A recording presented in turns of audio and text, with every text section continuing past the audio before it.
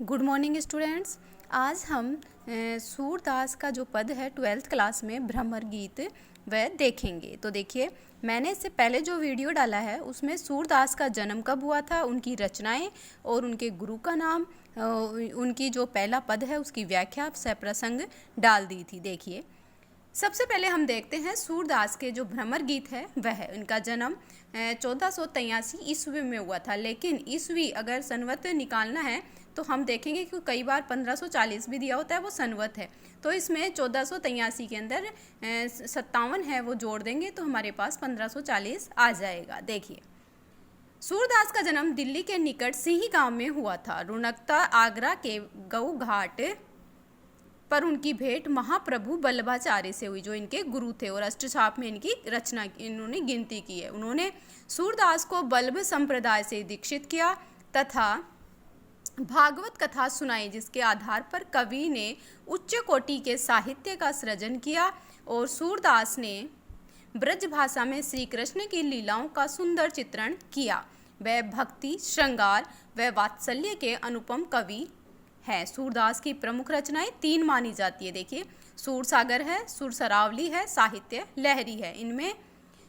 इनमें से सूरसागर इनकी अक्षय कीर्ति का आधार ग्रंथ है। सूरदास अष्टछाप के शीर्ष कवि थे, यानी अभी मैंने आपको बताया था बल्लभाचार्य जी ने अष्टछाप की जो रचना की थी उसमें एक मंदिर बनवाया था श्री कृष्ण जी का, और उसमें इन्होंने अनेक कवियों को रखा था। कृष्ण के लोक रंजन रूप को काव्य का आधार बनाकर उन्होंने जयदेव और विद्यापति की गान परंपरा को आगे बढ़ाया। सूरदास का काव्य हिंदी साहित्य की अमूल्य निधि है। इनके बारे में सच ही कहा गया है, सूर सूर तुलसी असी अडुगण के सवदास, सबके कवि अघोत समझह तह करत प्रकाश। इस पाठ में सूरसागर के भ्रमर गीत से 6 पद लिए गए हैं, यानी आपके जो पाठ्यक्रम अर्थात सिलेबस में 6 पद सूरदास के लिए गए हैं जो कि भ्रमर गीत से हैं। श्री कृष्ण ने विरह वेदना से व्यथित गोपियों को सांत्वना देते हुए उद्धव को भेजते हैं। उद्धव उन्हें निगुण ब्रह्मा एवं योग का उपदेश देते हैं।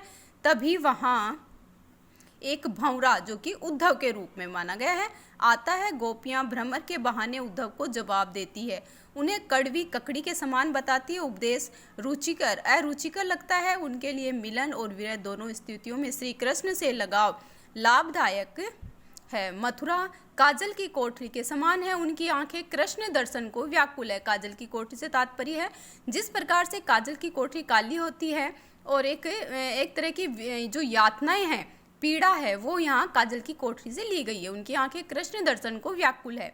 वह निगुण ब्रह्मा के रूप, रंग, निवास, माता पिता आदि का ब्यौरा जानना चाहती हैं। कृष्ण की याद दिलाने वाले वन उपवन, लता, बेलें, बितान, यमुना आदि विरह काल में भी यानी दुख में भी भीषण संतापदायक बन गए हैं। अब देखिए, भ्रमर गीत का पहला पद, हमारे हरी हारिल की लकड़ी, यानी हमारे हरी हरी कृष्ण हारिल की, हारिल पक्षी है, मैंने बताया था आपको, जो कि अपने पंजे में हर समय एक लकड़ी को दबाए रहता है। तो वह यहाँ एक लकड़ी बताई गई है, हारिल पक्षी। अर्थात गोपियाँ कहती है कि हमारा मन किसके भांति है, हारिल पक्षी के भांति है, जो हर समय अपने पंजे में एक लकड़ी को दबाए रहता है और वह सोचता है कि मैं उड़ भी रहा हूँ तो उसी लकड़ी के पीछे उड़ रहा हूँ। तो यह यहाँ गोपियाँ उद्धव से कहती हैं कि हमारा मन है वो क्या है, श्री कृष्ण के प्रेम में इतना मस्त है, इतना मग्न है कि उन्हें और कोई वस्तु से लगाव नहीं है। मन वचन क्रम, मन से, वचन से और क्रम से नंद नंदन अर्थात नंद बाबा का जो पुत्र है श्री कृष्ण, सो उर है ढड़ करी पकड़ी, उसे हमने अपने हृदय में कसकर पकड़ लिया है, जकड़ लिया है। जागत सोवत सपने, जागते हुए सोते हुए सपने में सो तुख कान्हे कान्हे जकरी, यानी सोते हुए भी, जागते हुए भी और सपने में भी हमें कान्हे कान्हे अर्थात श्री कृष्ण ही नजर आता है। सुनत ही जोग लगत ऐसो अली, जो करुई ककड़ी यानी कड़वी ककड़ी।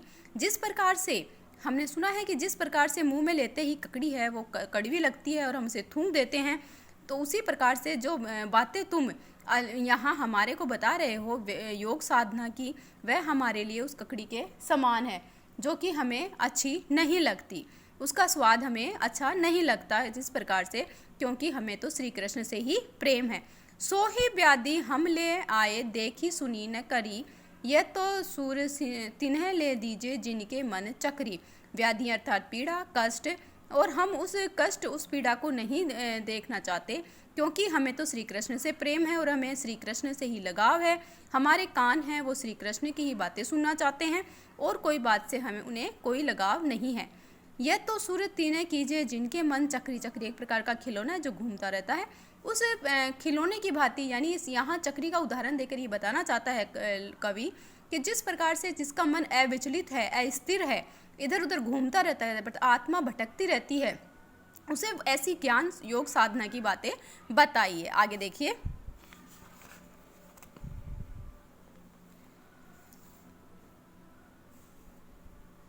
हम तो दोहू भांति फल पायो। हम तो दोहू, दोहू का मतलब है दोनों प्रकार से, दोहू भांति फल पायो। जो ब्रजनाथ मिले तो नीको, नीको नातरु जग जसे गायो। जिस प्रकार से ब्रजनाथ अर्थात श्री कृष्ण मिले नीको, नीको अर्थात अलग, नीको अर्थात अलग,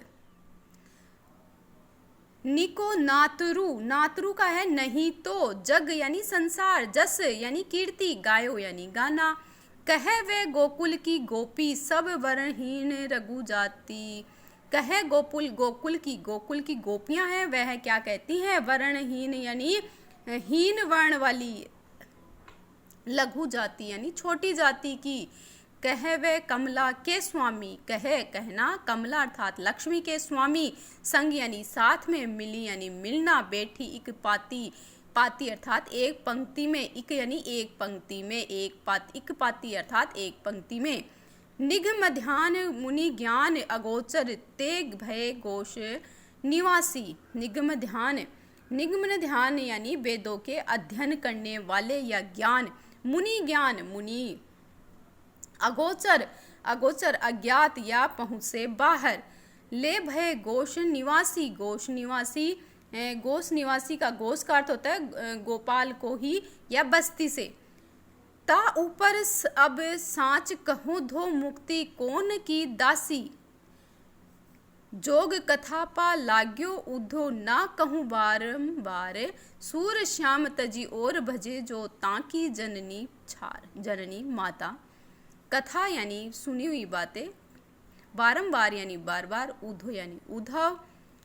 देखिए अब इसमें क्या है, गोपियाँ कहती हैं, गोपियाँ हैं वो कहती हैं कि अरे उद्धव, तुम जो ये योग साधना की बातें हमें बता रहे हो, वो तो हम तो दोनों ही भांति उससे क्या है, भली भांति परिचित है, और वह हमारे लिए दोनों ही प्रकार से क्या है, सुख देने वाली है। दुही भांति यानी दोनों प्रकार से सुख देने वाली है। किस प्रकार से, जिस प्रकार से, क्योंकि हमारे तो दोनों हाथों में लड्डू है।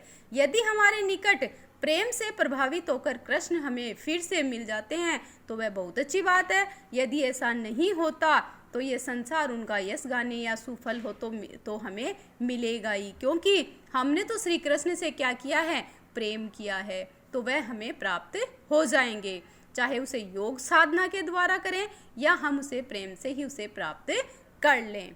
यदि ऐसा नहीं हुआ तो संसार उनका यश गाने का सुफल तो हमें मिलेगा ही। संसार देखेगा, संसार देखेगा कि किस मिलेगा, संसार देखेगा कि प्रेम प्रसंग में किसका कैसा व्यवहार रहा। हम तो गोकुल गांव की ग्वालिन है, जो कि क्या है, गोकुल गांव की जो ग्वालिन है वो कैसी हैं, अनपढ़ है, गंवार है और नीच जाति की हैं। कृष्ण तो ऊंचे वर्ण वाले, ऊंचे जाति के हैं, भला उनसे प्रेम करने का हमको क्या अधिकार था। पर मथुरा की एक दासी उन लक्ष्मी के स्वामी नारायण के अवतार कृष्ण के साथ बराबरी से एक पंक्ति में बैठी है, अर्थात यहाँ राधा के लिए कहा गया है। यह कैसा बड़प्पन हुआ उद्धव, आप तो ज्ञानी हैं, तनिक बताइए कि किस पर ब्रह्मा की श्री कृष्ण को वेदों के अधम करता ध्यानस्थ योगी और ज्ञान मुनि भी प्राप्त नहीं कर पाते, वह श्री कृष्ण गोपियों की बस्ती में आकर क्यों रह रहे हैं। केवल गोपियों की भांति पंक्ति और प्रेम के कारण हम निराकार निर्गुण प्रब्रह्म सगुण आकार होकर इस ब्रजभूमि में अवतरित हुआ है। अब आप सब छोड़कर यही बता दीजिए कि आप जैसे ज्ञानी और योगी जिस मुक्ति को प्राप्ति के लिए निरंतर प्रयत्न करते हैं किसकी दासी वह व्यक्ति की दासी है। हम ब्रजवासी प्रेम और भक्ति के उपासक हैं, मुक्ति की आकांक्षा नहीं करते। अब आपके पैर छूकर हमारी यही प्रार्थना है कि आप अपनी भोग योग कक्षा को बार बार न सुनाएं। यानी गोपियां बार बार कहती हैं कि आप जो है उद्धव हाथ जोड़कर आपसे अब यही विनती है हमारी कि बार बार सुर श्याम तजी और भजे जो जाकी जननी छार, आप हमें बार बार उनकी ये कथा न सुनाएं।